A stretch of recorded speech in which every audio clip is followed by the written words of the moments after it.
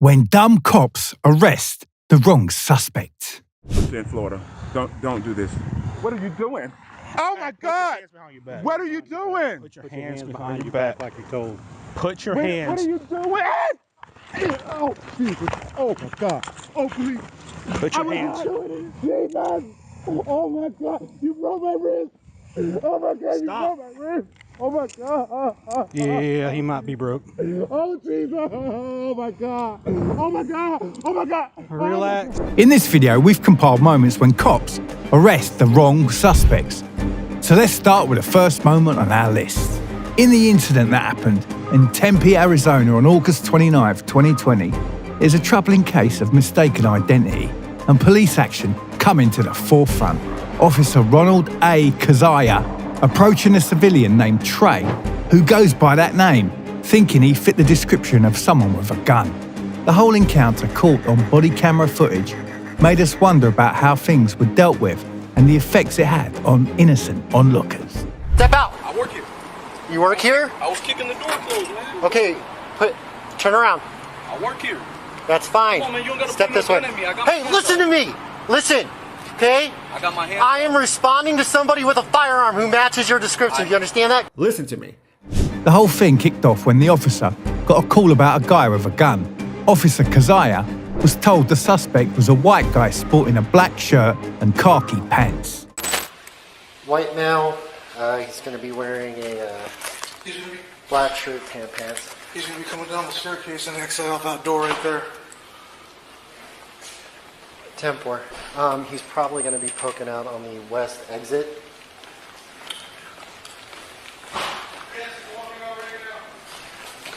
He's walking out now. When the officer arrived at the scene, he encountered Trey, just a regular guy wearing a white and grey suit. It was pretty clear right away that Trey didn't match the description they had. But instead of talking to Trey or the other white guy there, Officer Kazaya hung out by a side door like he was waiting for someone else to come out. Trey, the civilian, stayed super calm the whole time, even though the officer had a gun pointed at him and was asking questions. He answered everything the officer asked and even mentioned that he'd been keeping the door shut. But it was obvious that Trey's behaviour was a lot calmer than the officers, who seemed unsure and kind of hesitant. I got my hands up, man. Take back. the gun off. For real, I got my hands up. Where's your ID at? No, you don't get to tell me what to do. Where's your ID at? Take the gun off me, man. No. Where your supervisor at? You gonna shoot me? I'm No. gonna be another person on the news? Get on your knees. I didn't do nothing Shut to the you. with that on your knees. I didn't do nothing to you. Remember this. I need your badge number and your name. You'll get everything you need. Yeah, I need Put everything on the ground. I didn't do nothing to you. I got my hands up and I work here. Go call the manager. 41, where are my other units at? Just hang tight, okay? But this ain't. I work here. All you gotta do is call the manager and take the gun Who's your off. manager? Stop telling me what to do. Sean Hoover, take Okay, the gun what is off your me. name? Trey. 41, can we get somebody to get the complainant on the line and find out if there's an employee here by the name of Trey? You don't got to hold no gun. My hands are up. I'm not a threat to you. Are you a cop? I'm not a threat to you. Are you a cop? I'm not a threat to you. You don't tell me what a I'm threat not to me is. You don't know. Just because you're a cop don't mean you can hold a gun at somebody whenever you get good and damn ready. I put my hands up and I'm When not... I'm responding to somebody with a firearm, I can do what I need to stay safe and go home to my family. Do you understand that? My hands are up. This worker, Trey, is a legend for how he's handling himself in this cop here, complying with the officer, yet staying firm and confident despite the officer having a firearm pointed at him, which must be unimaginably difficult, especially since we know just how wrong this officer is. I have somebody on the phone right now with Sean trying to confirm if you're an employee or not. As soon as I verify that, you can go and then you can get whatever information you need. Do you understand that? Yellow, you would. It's crazy, huh? Hey, can you record this? He steadily got his gun on me and I got my hands up. I'm recording too. Me and I got my hands up. I know I work here, but he steadily got his gun. That's fine, just stay back. Hey, record this, man. For real. The big question here is why Officer Kazaya singled out Trey as a potential suspect, even though he looked nothing like the initial description given. The video makes us wonder about the officer's judgment in this situation. After the incident, Trey took legal action. He filed a claim against the city of Tempe asking for $2.5 million in compensation for the upsetting experience. In December 2020, the Tempe City Council agreed to settle the case by paying Trey $300,000 without admitting any fault. As a result of the incident, Officer Kazaya decided to give up his certification as a peace officer in Arizona. While it was framed as a voluntary choice, it essentially meant he couldn't work in law enforcement in Arizona again. Let me tell you about this bizarre situation. Picture this, a small town in North Carolina just minding its own business when suddenly on January 14th, 2021, things take a wild turn. So there's this dirt bike that went missing, right? The owner, determined to get it back, arranges a meet-up with the supposed seller, who happens to be this 14-year-old kid named Malcolm. Fast forward 16 days from when the bike vanished, poor Malcolm gets slapped with an arrest, totally clueless about the bike being stolen in the first place. Okay, what's your name? Malcolm? What's your last name? Malcolm Ziegler? Yeah. Okay, you got your ID on you? No, I do not. Okay. But that wasn't us riding. We haven't rode it all this week. Where do you stay? You stay here? Yeah. Okay. Okay. I haven't rode it all today. He literally just came by here. Who's that guy? Who's that guy running down the street? That's his friend. Okay. They say somewhere up there. Okay. Do me a favor, man. Go ahead and put your hands behind your back for me, okay? I did. You're in possession of a stolen motor vehicle. What? Diggs, you want to go and verify that for me? Yeah. What? Do me a favor, man. Just come to my car right over here, okay? What the? Can I get the bill of sale and show you that I bought it? Yeah. We'll get all that taken care of, man. But what I need to do is just hang tight for me right here, okay? The officer's decision to detain him without verifying the facts raised questions about the handling of the situation. Malcolm, a young teenager with a passion for fixing and selling bikes, was caught off guard as handcuffs replaced his freedom. The officer's interrogation lacked nuance, demanding Malcolm's name and identification without exploring alternative explanations. Despite Malcolm's attempts to cooperate and explain his side, the officer remained rigid in his approach, asserting that possession of a stolen vehicle is a crime.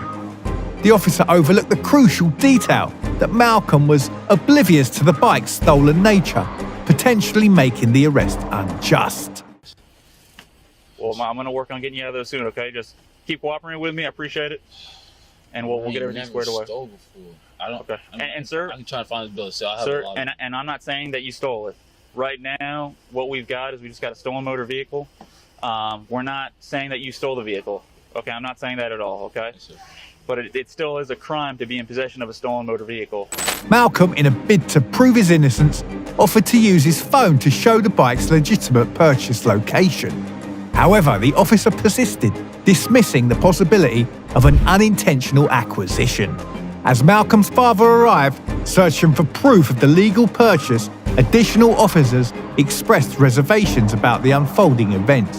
The lack of verification of the VIN number before detaining Malcolm became a focal point of concern, hinting at a rushed decision. And I can tell you, I can show you if you can go on. You can go on my phone. I can show you exactly where I bought it from. Okay. We met at the Lillington Presbyterian Church. Okay. If you know what that is. Okay. Lillington Presbyterian Church. Well, your dad's coming over here right now. It was about 8:30 when we met. Hey, how you doing, sir? Hey, Dad, I need that bill of sale. Reason all this is going down, that vehicle's been entered as stolen at the National Crime Information Center. Do you have the bill of sale by any chance, sir? I don't know where it is. It's either in my room or in the garage. You gotta tell me where it is. A fellow officer intervened, emphasizing Malcolm's status as a juvenile and urging a reconsideration of the situation. The officer skillfully pointed out the difference in handling adults and children, prompting a shift in the arresting officer's stance. He's detained right now because he is... He's 14. He's 14? Yes. Okay. So I already explained to him he's detained right now. I told him that... So why is he detained? Because that's a stolen motor vehicle. Okay. So... I mean, Diggs verified the VIN number, right? Did you... Is that before all that you verified before you... I detained him and then we that's why verified I asked if he was 1095 or detained. He's detained. Okay. So... Obviously he's a juvenile, right? Yeah. Ain't no sense of having him sit in the car with handcuffs on. Okay. You ain't... If he was 18 and you might be taking him to jail for possession of stolen property, All right. different. But you ain't gonna take him to jail, right? It's gonna be a petition.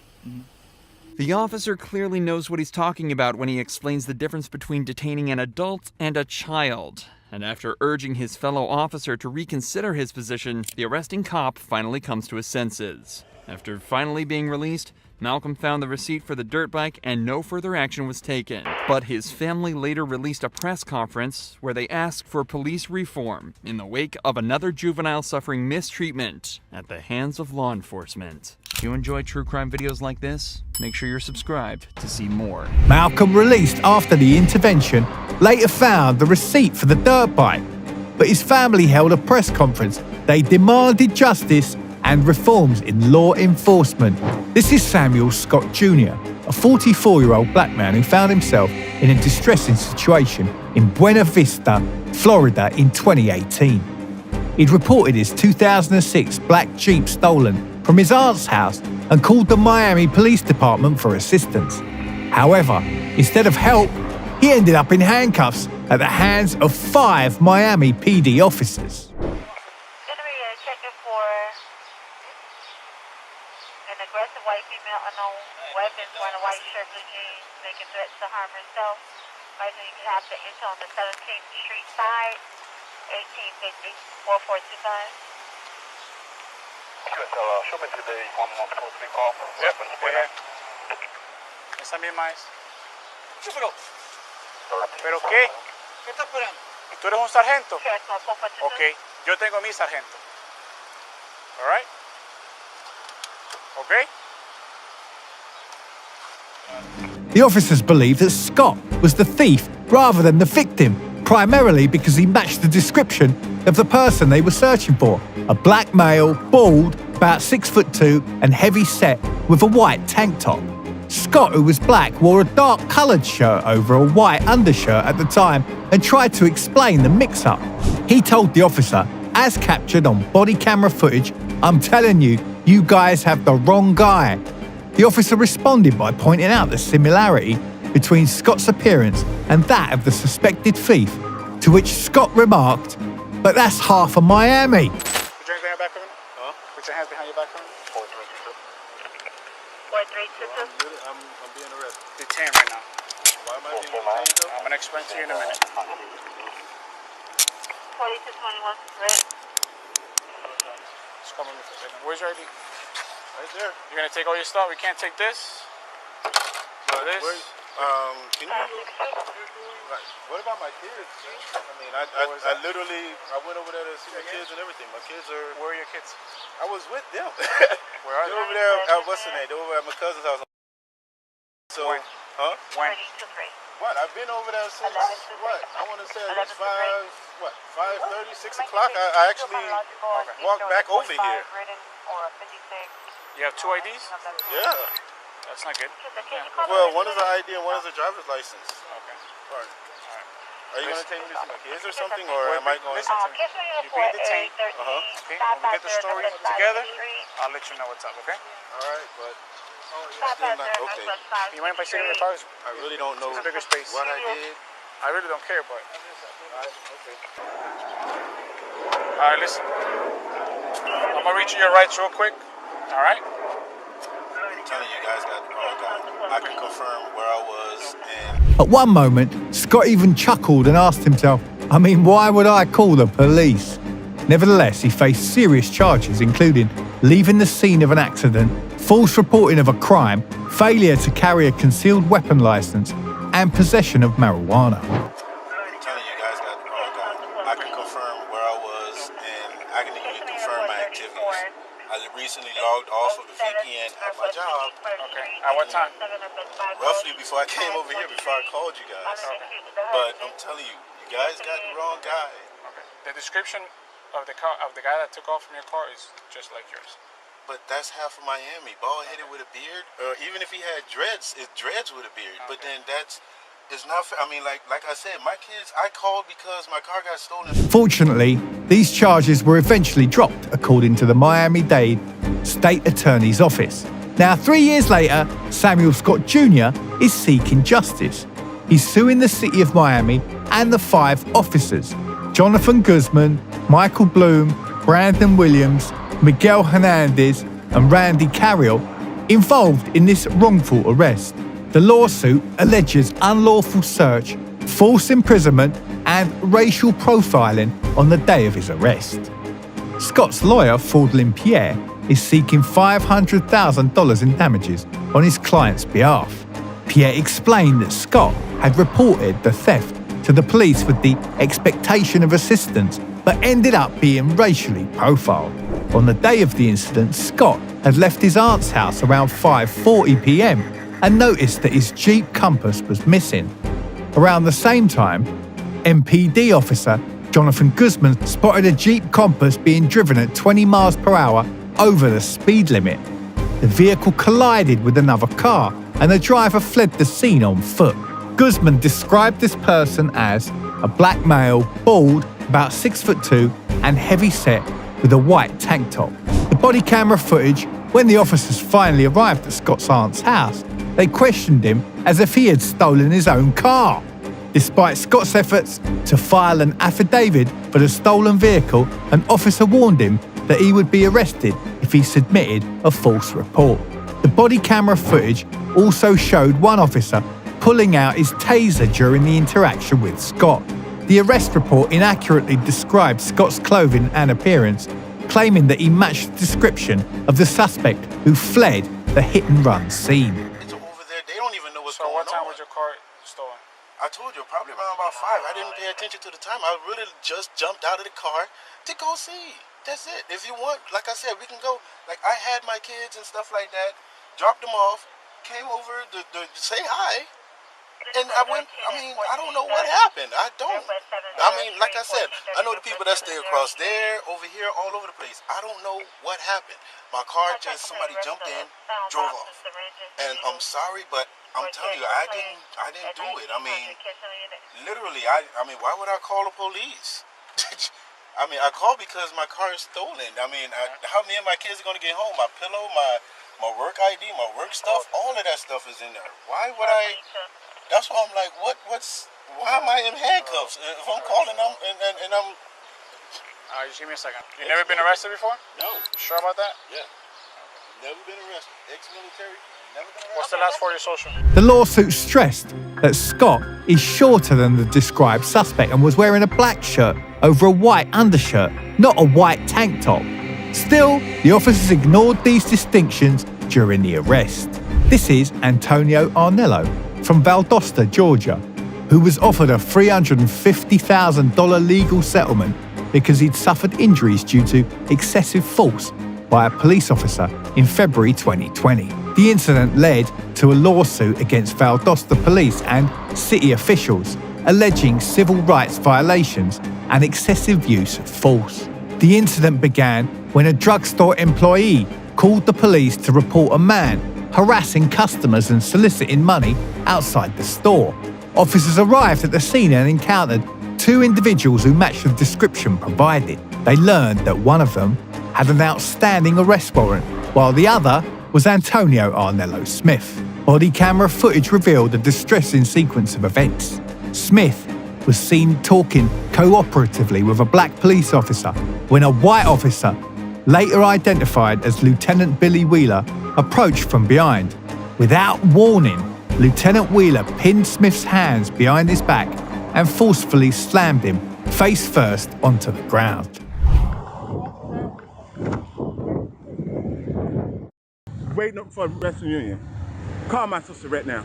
She's in Florida. You have a cell phone, call her. Don't call try me who? like this. Call my sister in Florida. Don't do this. What are you doing? Oh my God! What are you doing? Put your hands behind your back. The video captured Smith's cries of pain as he accused the officers of breaking his wrist. Two additional white officers arrived at the scene, holding Smith down and handcuffing him. Shockingly, as Smith was being arrested on the belief of an outstanding warrant, another officer promptly interjected, admitting that they had the wrong person. Back like you told. Put your hands. What are you doing? Oh, Jesus. Oh, my God. Oh, please. Put your hands. Jesus. Oh, my God. You broke my wrist. Oh, my God. Stop. You broke my wrist. Oh my God. Yeah, he might be broke. Oh Jesus. Oh my God. Oh my God. Oh my God. Relax. Oh my God. Put it up here. Yeah, there you go. 7112, Now roll over on this side. The other guy is over there. They pointed out two different people. They got the guy with a warrant. This guy, I had just got contact with him.